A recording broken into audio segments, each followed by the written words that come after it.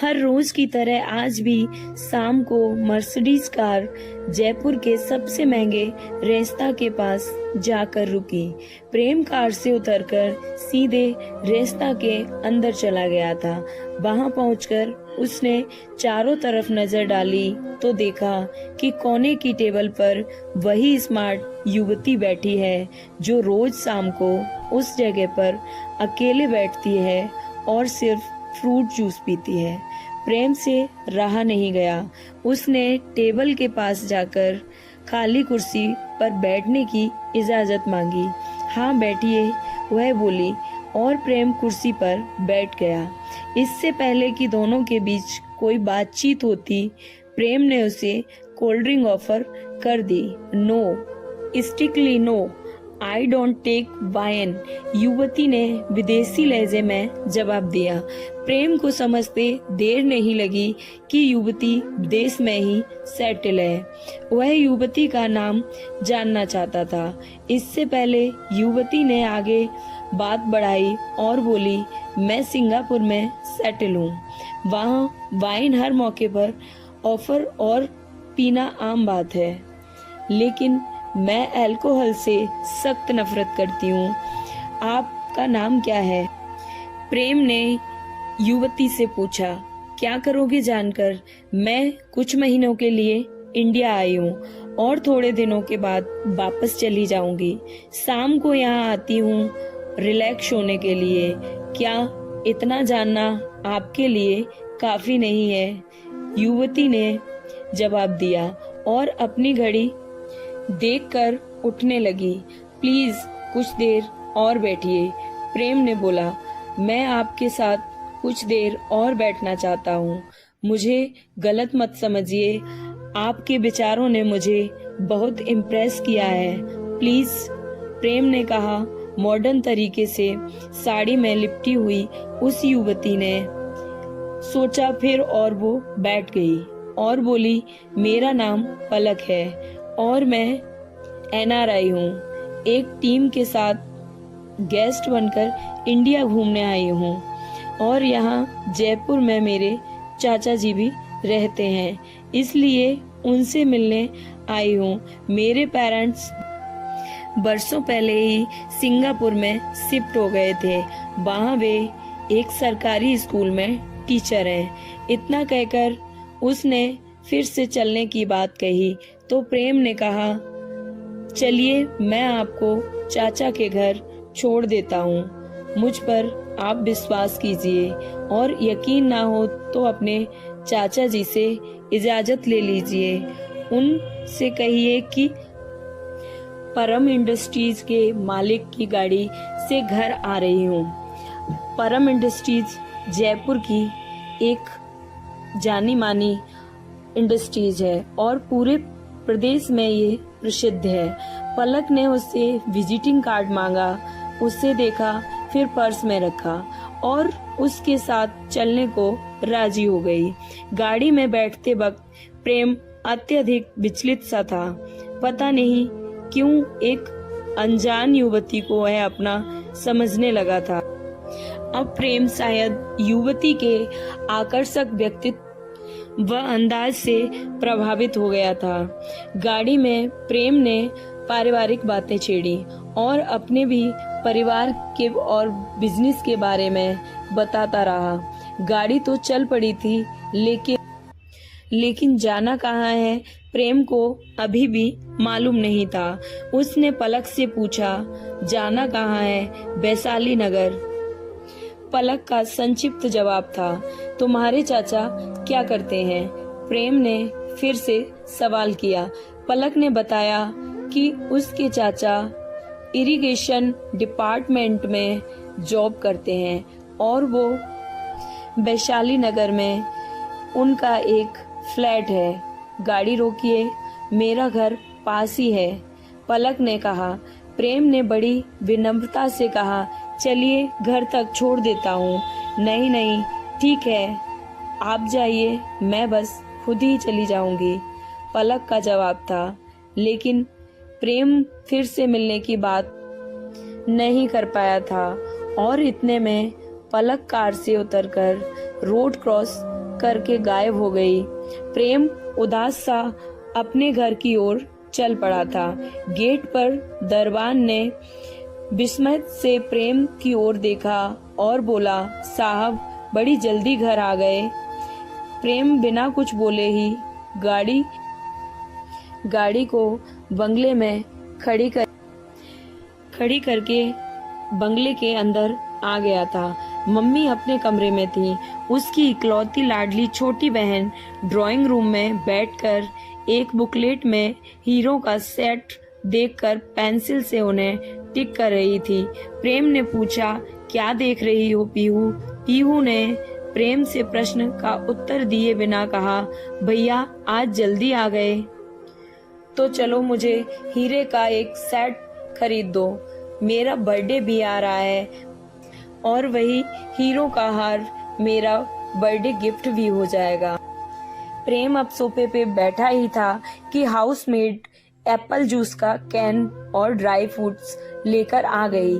Juice पीते हुए प्रेम समाचार पत्र देखने लगा और पीहू से बोला, जल्दी रेडी हो जाओ, चलो तुम्हारा सेट खरीद देता हूँ।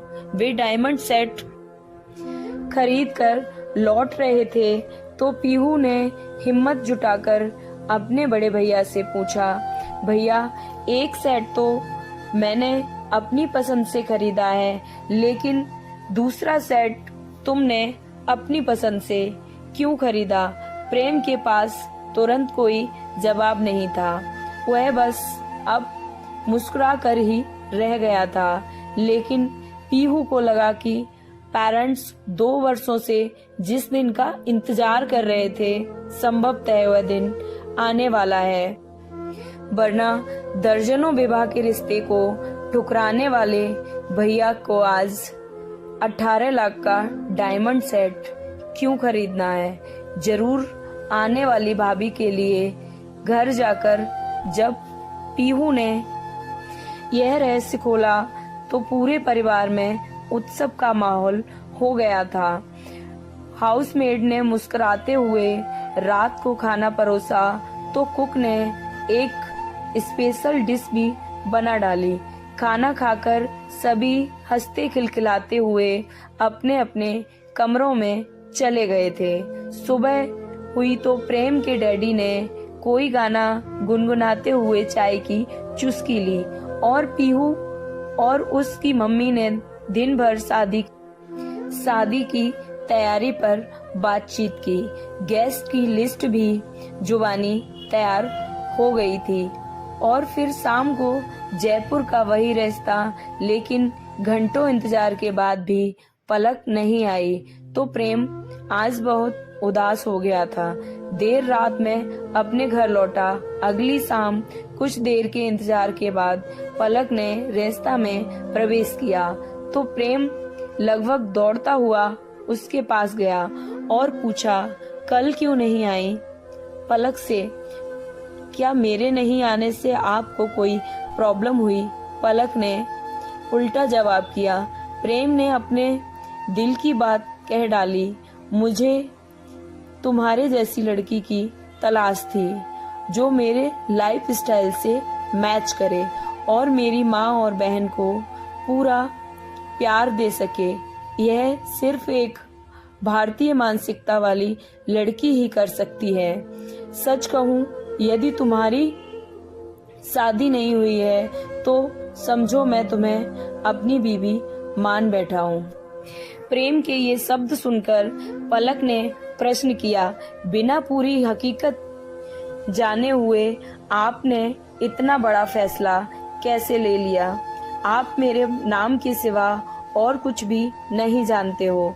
आपके बारे में भी मुझे पूरी जानकारी हासिल नहीं है। मुझे अपने पेरेंट्स की भी सलाह लेनी है। जैसे आप अपने परिवार के बारे में सोचते हैं वैसे ही मेरे भी कुछ सपने हैं। मेरा भी अपना परिवार है, परिवार के प्रति जवाबदेही है और इसकी क्या गारंटी है कि शादी के बाद सब कुछ ठीक ठाक होगा। प्रेम ने प्रस्ताव रखकर, चलो मेरे घर वहीं पर ये फैसला भी होगा। पलक घर जाने को राजी नहीं हुई थी। उसका कहना था कि वह अपने चाचा के पास उसके घर जा रही है। तभी प्रेम ने कार में बैठकर अगले दिन अपने चाचा को रास्ता में लाने का वादा कर पलक ने नियत मोड़ पर कार से उतर गई। अगली शाम फिर वही रास्ता में पलक आज अत्यधिक ब्यूटीफुल लग रही थी। साथ में एक 20-22 वर्ष का लड़का था जिसे पलक ने अपना कजिन बताया था। प्रेम को चाचा के बारे में सफाई दी थी कि चाचा की अचानक एक ऑफिस के काम से चेन्नई चले गए हुए हैं, सप्ताह भर बाद लौटेंगे। प्रेम चुप रहा, लेकिन पलक उसके दिलो दिमाग में इस कदर छा गई थी कि वह एक कदम भी पीछे नहीं हटने को तैयार था। घर पे पूरी तैयारी भी हो चुकी थी। ऐसे में उसने मौके को हाथ से न जाने देना ही मुनासिब समझा। पलक और उसके कजिन को लेकर प्रेम अपने घर पहुंच गया था। पीहू और उसकी माँ ने घर के दरवाजे पर आकर प्रेम और पलक दोनों का स्वागत किया। पीहू पलक का हाथ पकड़कर अंदर ले गई। सीधी सादी थी किंतु ब्यूटीफुल थी। युवती को देखकर सब इतना खुश थे और प्रेम के डैडी इतनी जल्दी फैसला लेने को तैयार नहीं थे। लेकिन प्रेम और पीहू और उनकी पत्नी के आगे उनकी एक भी नहीं चली थी। प्रेम की माँ बहू पाने की लालसा में अत्यंत उत्साहित थी। प्रेम द्वारा खरीदा हुआ 18 लाख का हीरे का सेट पलक को मुंह दिखाई में दे दिया था। मगनी की चर्चा होने पर पलक ने कहा कि मगनी 1 महीने बाद की जाए, क्योंकि मेरे पेरेंट्स अभी इंडिया नहीं आ सकते हैं। वैसे मेरी माँ से बात हुई है, माँ ने मुझसे कह दिया है कि मेरी पसंद ही उनकी पसंद होगी। लेकिन प्रेम को एक बिजनेस ट्रिप में विदेश जाना था। प्रेम ने इच्छा जताई कि उसकी मंगनी की रस्म जल्दी संपन्न कर दी जाए। परिवार वालों ने हामी भर दी थी। वो मंगनी की तारीख 2 दिन बाद की ही थी। बस यही सब तय हो गई थी। 5 स्टार होटल में अकबर बैंक्वेट हॉल में प्रेम का परिवार और तकरीबन 100 गेस्ट आए। पलक पर सभी मेहमानों ने भेंट स्वरूप गहने और कैश की वर्षा कर दी थी। प्रेम ने हीरे की अंगूठी पहनाई तो पलक ने भी एक वजनदार सोने की अंगूठी प्रेम को पहनाई। प्रेम की माँ ने फिर 25 लाख का हीरों का सेट दिया। डिनर के बाद सभी गेस्ट बधाई देते हुए एक एक करके विदा हो गए थे। तो दस्तूर के अनुसार पीहू और उसकी माँ ने गहनों और कैश का आकलन किया। लगभग कैश 5 लाख था और 85 लाख मूल्य के गहने भेंट स्वरूप प्राप्त हुए थे। पीहू और उसकी माँ ने मुबारकबाद देते हुए पलक से गले मिली और एक पैकेट में पैक करके गिफ्ट उसके हाथों में थमा दिए थे। हमेशा की तरह प्रेम ने ड्राइवर को पलक मैडम को घर तक छोड़ने की हिदायत दी थी और गार्ड को भी साथ में जाने का हुक्म दे दिया था। फिर अगले दिन लंच साथ में करने का ऑफर देते हुए पलक को विदा किया। अगली सुबह प्रेम ब्रेकफास्ट के बाद ऑफिस पहुंचकर जल्दी से काम निपटाया और ऑफिस के स्टाफ ने बधाइयां दी और मिठाई की मांग की। तो प्रेम ने पार्टी का वादा करके पलक के घर की ओर चल पड़ा था।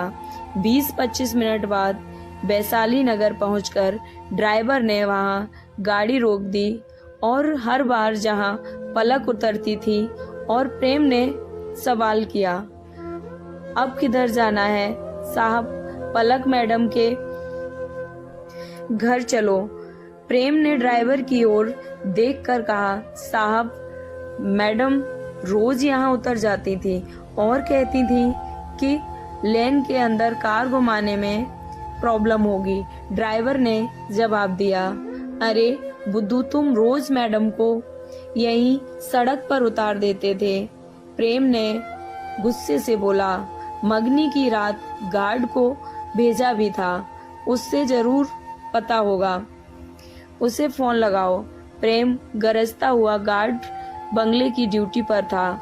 उसने जवाब दिया, मैंने मैडम से बहुत जिद की थी, पर मैडम बोलती रही कि वे खुद चली जाएंगी। उनके हुक्म और जिद के आगे हमारी कुछ नहीं चली थी। बस साहब, प्रेम जोर से चिल्लाया, बेवकूफ, मैंने तो तुम्हें मैडम की सिक्योरिटी के लिए भेजा था और तुम हो उन्हें आधे रास्ते पर ही छोड़कर अकेले चले गए। अकेले क्यों जाने दिया? मैं तुम दोनों की छुट्टी कर दूंगा। प्रेम ने अब पलक को फोन किया, लेकिन उसका फोन स्विच ऑफ आ रहा था। उसने ऑफिस पहुंचकर फिर से फोन किया, लेकिन इस बार पलक का रिस्पॉन्स आया था। वह बहुत ही धीमी आवाज में बोली, मेरे कजिन की अचानक से तबीयत बहुत ज्यादा खराब हो गई है, उसे अभी डॉक्टर देख रहे हैं, मैं रात में बात करती हूँ। इतना कहकर पलक ने अपना मोबाइल स्विच ऑफ कर दिया था। प्रेम की रात बेचैनी में ही कटी थी। अगली सुबह मॉर्निंग जॉगिंग छोड़कर प्रेम वैशाली नगर की ओर चल पड़ा था। मगनी के लगभग 36 घंटे बीत चुके थे। पलक से अब प्रेम का पूरी तरह से संपर्क टूट चुका था। ड्राइवर ने जिस गली को पलक मैडम के घर जाने का रास्ता बताया था, दिन के उजाले में प्रेम अब अनुमान से उस जगह पर पहुंच गया था और कार को रुकवाकर फुटपाथ पर चाय की दुकान पर चाय पीने लगा। प्रेम को हर हाल में आज पलक से मिलना था। अंत में उसने चाय वाले से हुलिया बताते हुए पूछताछ की। बाई चांस चाय वाले ने पलक को 2 बार कार से उतरते हुए देखा था, लेकिन उसने भी निराशाजनक जवाब दिया। उसने प्रेम को बताया, आपने जो हुलिया बताया वैसे हुलिये की अनेक महिलाएं हैं यहाँ पे, और रात में देखे गए चेहरे की पहचान करना थोड़ा मुश्किल है। लेकिन एक बात पक्की है कि जिस गाड़ी से 2 बार मैंने मैडम को उतरते हुए देखा था, वह गाड़ी वही है जिससे आप आए हो। प्रेम पैदल चलते हुए गली में प्रवेश कर गया। सुबह का समय था, इसलिए प्रातः हर कोई घर में ही था। कुछ लोगों ने पलक का नाम सुनकर कहा कि इस नाम की लड़की तो यहाँ कोई नहीं रहती, किसी लड़की को नहीं जानते। लेकिन एक पढ़े लिखे नेता टाइप के मौलवी साहब ने जो बातें प्रेम को बताई, उससे सुनकर प्रेम के तो पैर तले जमीन ही खिसक गई थी। मौलवी साहब ने कहा, बेटे, इस गली में या तो मजदूर या छोटी मोटी नौकरी करने वाले लोग रहते हैं। यहाँ कभी किसी एनआरआई या आपके बताए हुए हुलिये की युवती को कभी नहीं देखा गया है। यह गली जहाँ खत्म होती है, उसके आगे रिहायशी इलाका भी नहीं है। आप गलत जगह आ गए हैं। प्रेम को महसूस होने लगा कि उसके साथ बहुत बड़ा धोखा हुआ है। उसके पास पलक के घर के पते के नाम पर सिर्फ एक अनजान गली की जानकारी भर थी। प्रेम वहां से निकलकर रेस्ता में पहुंच गया।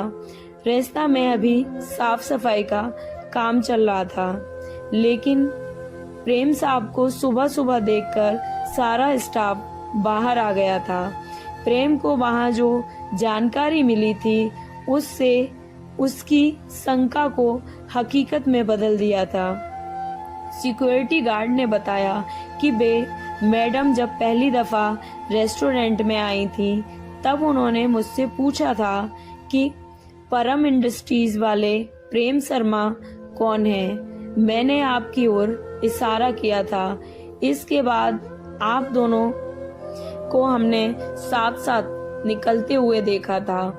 हम सब यही समझते थे आप और पलक मैडम एक दूसरे को जानते हैं। प्रेम सुनकर बस लड़खड़ा सा गया था तो स्टाफ ने मिलकर उसे संभाला।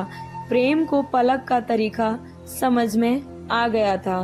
पूरी योजना बना के और एक अच्छे होमवर्क के साथ प्रेम को टारगेट बनाकर उसके साथ फ्रॉड किया गया था। प्रेम को अब सब कुछ समझ आ गया था। प्रेम संभल कर कार में बैठा और घर जाकर सभी को यह कहानी सुनाई। अपने घबराए हुए बेटे को आराम की सलाह देकर प्रेम के पापा सिटी एसपी के ऑफिस पहुंच गए थे। एसपी ने ध्यान से सारी बातें सुनी, एंगेजमेंट की तस्वीरें रख ली और दूसरे दिन आने के लिए कहा। एसपी के कहने पर पलक के खिलाफ एफआईआर भी दर्ज कराई गई थी।